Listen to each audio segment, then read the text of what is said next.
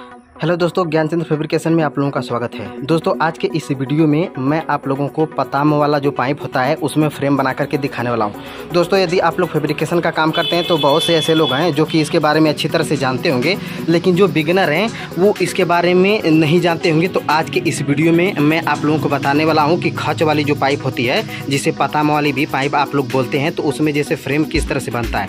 तो दोस्तों इसमें भी ठीक उसी प्रकार से सब कुछ किया जाता है जिस तरह से आप लोग एंगल में फ्रेम बनाते हैं। बस यदि आप लोगों को समझने वाली बात बस ये है इसमें कि भैया जो यू पाइप जो आती है इसका जो खच है हम मेल मिला करके किस तरह से काटते हैं, और फिर इसके बाद जैसे कि कौन सा खच काटना चाहिए, कौन सा छोड़ना चाहिए, और जैसे कि किस हिसाब से इसकी सेटिंग और फिटिंग की जाती है। तो दोस्तों देखिए, सबसे पहले ये जो पाइप आपको नज़र आ रही है तो इसका खच कुछ इस प्रकार से होता है, जो कि मैं आपको दिखा देता हूँ। देखिए इसका ढांचा कुछ इस प्रकार से होता है। तो दोस्तों ये जो है कि इसकी यहाँ से जो दूरी है ये पूरी ये आपकी पूरी 2 इंची है, और मान लीजिए ये जो होता है आपका 6 सूत जो है कि ये दूरी होता है, मतलब यहाँ से ये खच वाला दूरी होता है, और बाकी जो है कि ये दूरी आपकी छुटी रहती है। तो दोस्तों इसमें जब आप लोग फ्रेम बनाते हैं तो इस फ्रेम को जो है कि ये जो हिस्सा होता है ये सामने की तरफ रहता है, ये वाला हिस्सा जैसे इस तरह से ये मान लीजिए ये सामने की तरफ रहता है, और इसमें जैसे कि ये पल्ला वाला जैसे ये हिस्सा रहता है, मतलब पल्ला जब बंद होगा तो इसी पर आके इस फेस पर चिपकेगा, कुछ इसी प्रकार से मतलब ये रहता है। तो दोस्तों देखिए इसमें जो मेन समझने वाली बात है वो ये है कि भैया हम इसे बनाने से पहले इसका खच काटते किस तरह से है। तो आप लोग देख रहे होंगे दोस्तों कि यहाँ पर ये जो मैंने पहले से ही खच काट रखा है, तो ये जो हिस्सा है जो खांचा वाला इसको मैंने इतना यहाँ पर छोड़ा हुआ है, और ये जो हिस्सा आपको नज़र आ रहा है यहाँ पर मैंने इसका टुकड़ा काटा हुआ है। देखिए ये टुकड़ा है, मतलब मैंने यहाँ पर जैसे कि इसे कुछ इस प्रकार से यहीं से मतलब जैसे काटा था। तो दोस्तों अब देखिए, अब यहीं पर ध्यान देने वाली बात है, ऐसा ना हो दोस्तों कि ये जो आप खच काटने लगे तो इसे आप लोग काट दें और इसे आप छोड़ दें। दोस्तों जब खच काटा जाता है तो ऊपर का जो ये पाइप होता है, तो यहाँ पर देखिए ऊपर वाली पाइप ये है आपकी, इसकी जो चौड़ाई है पूरी 40 इंची मुझे बनानी है। तो मैंने क्या किया है दोस्तों कि चूँकि ये तो बनानी है पूरी 40 इंची चौड़ी, लेकिन मैंने इसमें 8 इंची बेसी बढ़ा दिया। अब आप कहेंगे कि 8 इंची बेसी क्यों? क्योंकि दोस्तों इसमें 4 इंची इधर से ओलफास के लिए और 4 इंची उधर से ओलफास के लिए। दोस्तों जब मैं अब ये इसको वेल्डिंग करूँगा तो आपको दिखाऊँगा भी, तो आपको समझ में आ जाएगा। तो यहाँ पर मेन आपको जो समझना है वो यही समझना है कि इसका जो खच है भैया, तो ये जो आपको 2 इंची का ये पोर्शन नज़र आ रहा है ना, मतलब ये वाला हिस्सा देखिए, ये जो हिस्सा है ना खच में, ये वाला हिस्सा वाला काटना है, मतलब ये जो हिस्सा है यहाँ से इसे काटना है ये पूरा, और ये जो हिस्सा है इसे छोड़ देना है। क्यों? क्योंकि जैसे मान लीजिए जब आप बनाएंगे तो मान लीजिए इसी तरह का से रख करके बनाना पड़ता है, और यहाँ पर जैसे ये कुछ इस प्रकार से देखिए एक इधर से पल्ला हो जाता है, और एक आपका जैसे ये जो होता है ये आपका इधर से हो जाता है, यहाँ पर कुछ इस प्रकार से। ये देखिए मैं समझाने के लिए सिर्फ बता रहा हूँ, बाद में जैसे आपको समझाऊंगा सब कुछ। देखिए कुछ इसी प्रकार से जैसे ये हो जाता है, और इसमें खच रहता है। तो दोस्तों देखिए, अब इसका खच काटने से पहले एक बात का और आपको ध्यान देना पड़ेगा कि जब आप खच काटें तो सबसे पहले वो जो पतामी का खच है एक हिस्से को कुछ इस प्रकार से रख लें और दूसरे हिस्से को इस प्रकार से रख लें, मतलब इसका जो मुँह होना चाहिए वो कुछ इस प्रकार से होना चाहिए। इसका खच अंदर से इधर से और इसका खच अंदर से इधर से। अब आप कहेंगे कि भैया मतलब अगर मान लीजिए अगर उल्टा सीधा हो गया तो कोई गड़बड़ी ये हो जाएगी दोस्तों कि मान लीजिए जैसे ये देखिए ये पोर्शन आपका ये है,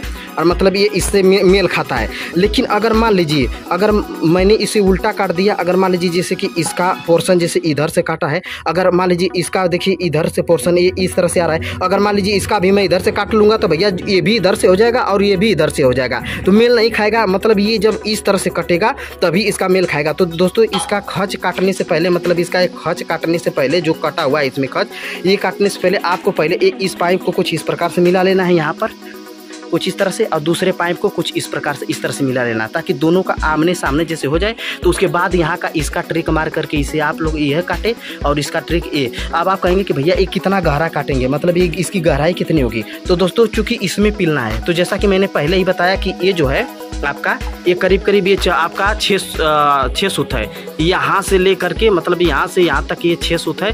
तो मतलब ये जो गहराई है, मतलब ये 6 सूत बाहर निकाल करके, मतलब यहाँ से 6 सूत पर मार्किंग मार करके ये हिस्सा आप लोग काट देंगे। इसके बाद और जो हिस्सा है वो जैसे बचेगा तो इसी में पिल जाएगा। जैसा कि देखिए मैं अभी दिखा रहा हूँ, देखिए ये आपका कितनी अच्छी तरह से पिल जा रहा है।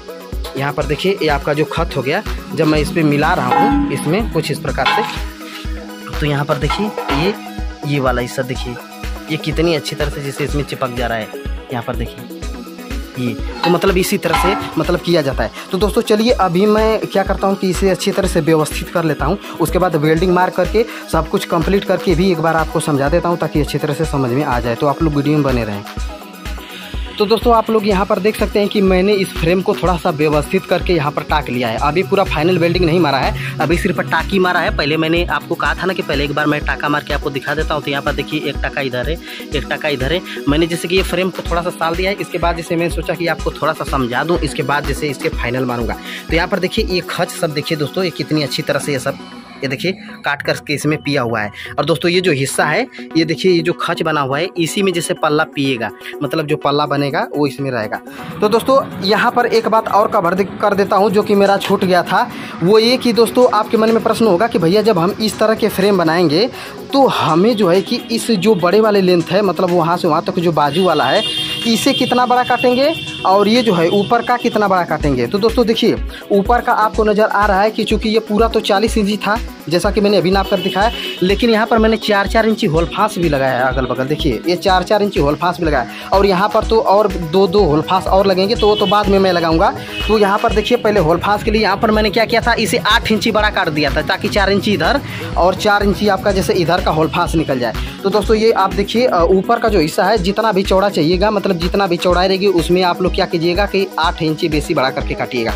दूसरी बात की आपको ये क्वेश्चन है कि भैया जब वो पूरा अगल बगल का जो बाजू है वो कितना बड़ा कटेगा, तो उसके लिए मैं बता दूं दोस्तों कि वो जैसे कि मान लीजिए किसी क्लाइंट का अगर 7 फीट का है, जैसे मान लीजिए इन्हीं क्लाइंट का 7 फीट का है, तो दोस्तों मैंने क्या किया था कि काटते समय इस दूरी को जो कि घटा दिया था, क्योंकि दोस्तों देखिए ये यहाँ से लेकर के पूरा वहाँ तक वो लेंथ है। तो ये पूरा जैसे कि अब चूँकि मैंने 7 फीट अगर काटता तो जाहिर सी बात है ये देखिए ये वाला जो पाइप जब ऊपर लगाता तो ये ओवर हो जाता, और ये कितना ओवर होता देखिए, ये आपका ओवर होता 1 इंची 2 सूत। देखिए यहाँ पर 1 इंची 2 सूत है ना, मतलब ये देखिए ये जो हिस्सा है ये आपका जैसे 1.25 इंची है, एक खच 1.25 इंची है, और उसके बाद जो बचा दूरी है चूँकि ये पूरा 2 इंची का है थिकनेस, तो यहाँ पर देखिए आपका 1 इंची और 2 सूत जो है कि ये जगह आपका जैसे कि ये है।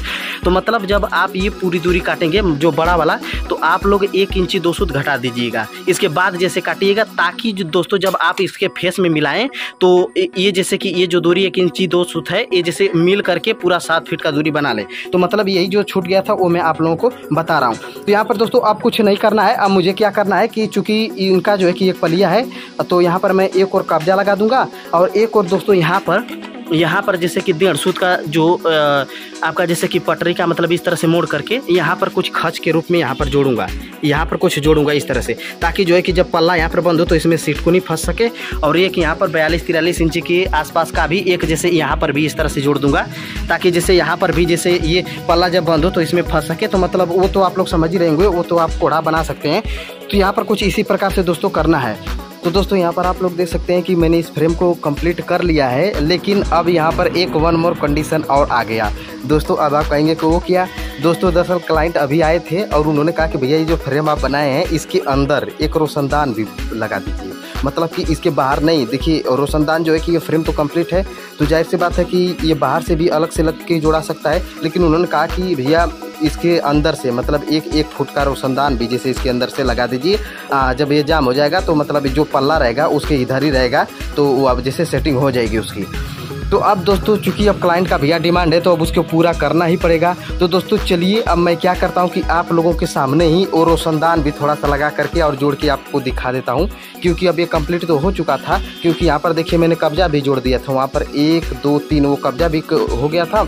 और यहाँ पर जैसे कि सिटकिनी लगाने के लिए, मतलब जो सिटकिनी लगाने के लिए यहाँ पर देखिए मैंने यहाँ पर सीख का कोड़ा भी लगा दिया था, लेकिन अब चूंकि भाई अब क्लाइंट का डिमांड है तो उसे पूरा करना ही पड़ेगा। तो दोस्तों चलिए अब मैं क्या करता हूँ कि इसमें रोशनदान भी जोड़ करके आपको थोड़ा दिखा देता हूँ।